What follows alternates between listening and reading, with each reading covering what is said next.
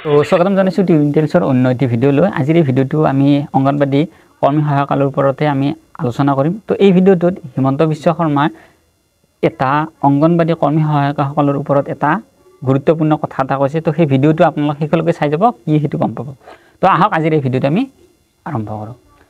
তো আপোনালোক সকলোৱে জানে, যিসকলে অংগনবাদী কৰ্মী সহায়কসকলৰ ওপৰত ভিডিঅ' চাই আছে বা যিসকলে মোৰ এই ভিডিঅ'টো চাই আছে সকলোৱে জানে যে অসম ৰাজ্যৰ বিভিন্ন প্ৰান্তত এই অংগনবাদী কৰ্মী সহায়কসকলে প্ৰতিবাদী কাৰ্যসূচী ৰূপায়ণ কৰিছে। কাৰণটো কি, অংগনবাদী কৰ্মী সহায়কসকলৰ যিটো মাননি, সেই মাননিৰ নামত মজুৰি আচলতে তেওঁলোকে বিচাৰিছে। তো তাৰে ওপৰত প্ৰতিবাদী কাৰ্যসূচী অসমৰ বিভিন্ন প্ৰান্তত, যেনেকুৱা আমাৰ গুৱাহাটী হওক, তাৰপাছত ডিব্ৰুগড়, যোৰহাট, বিভিন্ন অসমৰ বিভিন্ন প্ৰান্তত হৈছে। তো সেই প্ৰতিবাদী কাৰ্যসূচী আৰু তেওঁলোকৰ কি কি ৰায়, তেওঁলোকে কি বিচাৰিছে, আচলতে অংগনবাদী কৰ্মীসকলে কি বিচাৰিছে, তেওঁলোকৰ 4 দফীয়া যিটো তেওঁলোকৰ মানে তেওঁলোকে বিচাৰি যিটো আছে চৰকাৰৰ পৰা, তো সেইটোৰ ওপৰত আমি ইয়াতে আমি ডিছকাছ কৰিম। তো চাওক, অংগনবাদী কৰ্মী সহায়িকা যিবিলাক আছে, আমি সকলোৱে জানো যে তেওঁলোকে মধ্যাহ্ন ভোজনটো তেওঁলোকে ৰান্ধে আৰু তাৰে নামত তেওঁলোকক মাহিলী কিবা এটা ধাৰ্য কৰা হৈছে। কিন্তু সেইটো এষ্টিমেটটো কি হয় যে এইটো ইমানেই তেওঁলোকৰ মজুৰ হিচাপত নহয়, মাননি হিচাপত দি আছে। তেওঁলোকে দিন ক'ব গ'লে মেহনত কৰে, কষ্ট কৰে, তাৰে বিনিময়ত তেওঁলোকে সেইটো পোৱা নাই।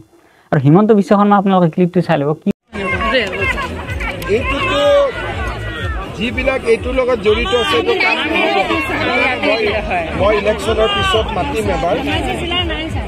যিবিলাকে আছে বাইদেউ, সেইবিলাকৰতো মানে কি ক'ম আৰু, মই টান কৰিয়ে কৈছোঁ যে আধাৰ চাকৰিয়ে যাব।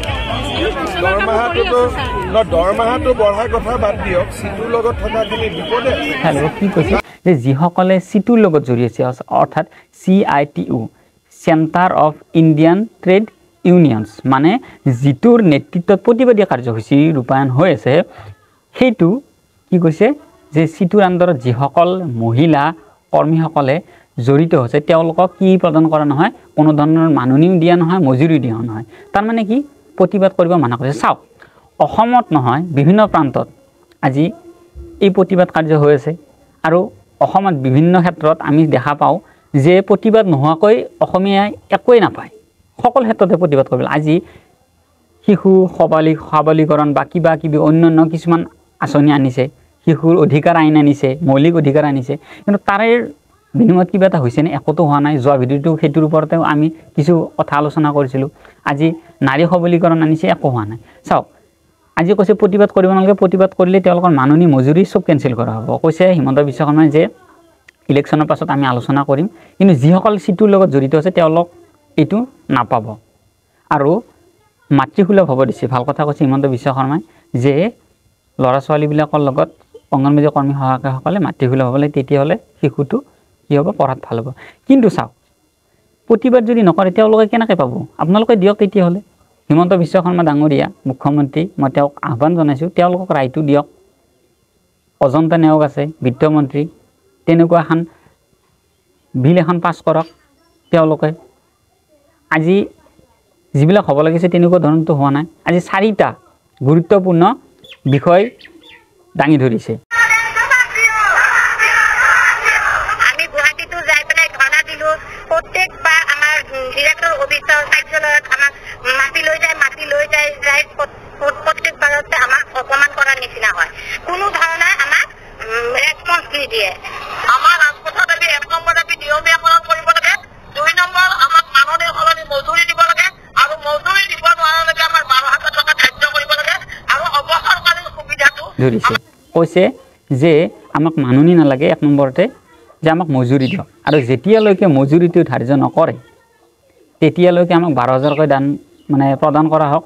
3 নম্বৰতে কৈছে যে আমাক 26,000কৈ মজুৰি দিয়ক। আৰু 4 নম্বৰতে কোৱা হৈছে যে যেতিয়ালৈকে মানে ৰিটায়াৰমেণ্ট নাপায় তেতিয়ালৈকে তেওঁলোকক সেই 26,000 টকাকৈ প্ৰদান কৰি থাকক, আৰু চৰকাৰী মৰ্যাদা প্ৰদান কৰক তেওঁলোক যেতিয়া মানে ৰিটায়াৰমেণ্ট হয়, মানে তেওঁলোক অৱসৰ পোৱাৰ পাছত পেঞ্চন দিয়ক, মানে সেইটো বিচাৰিছে। তো মই সেইটোৱে বিচাৰোঁ, কাৰণ তেওঁলোকে শিশু এটাৰ উন্নয়নত যথেষ্টখিনি অৰিহণা যোগায়, খাদ্য বনাই খুৱায়, বহুখিনি কষ্ট কৰে, তেওঁলোকক ঘৰ পৰিয়াল চলিব লাগিব।